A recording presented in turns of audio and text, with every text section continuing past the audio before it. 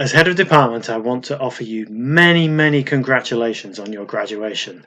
It's a fantastic achievement at the best of times, but given the circumstances you were working under as you completed your studies, it's absolutely awesome.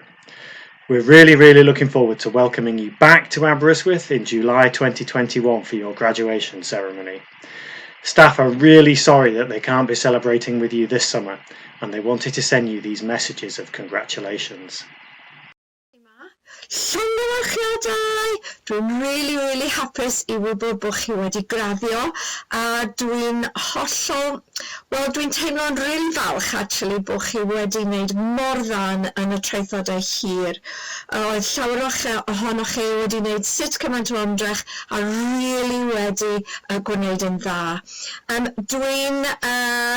Dwi'n misio chi actually ac dwi'n really edrych ymlaen I gwrdd â chi a'ch teulu mewn seremoni graddio rhywdydd yn y dyfodol. Hwyl!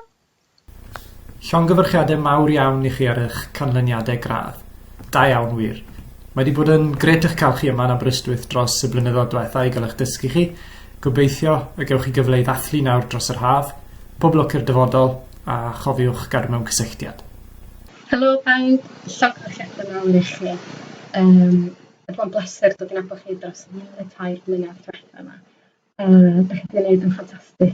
Dwi'n mor falch ohonoch chi a dwi'n edrych ymlaen at weld chi ha nesaf I ddathlu'n iawn yn ystod y seremoni raddio. Pob hwyl I chi. Tara! Llongyfarchiadau mawr I chi ar eich canlyniadau gradd. Mwynhewch eich dathlu. Cadwch mewn cyswllt efo ni achos da ni'n edrych ymlaen I wybod be newch chi nesaf. Pob dymuniad da I chi.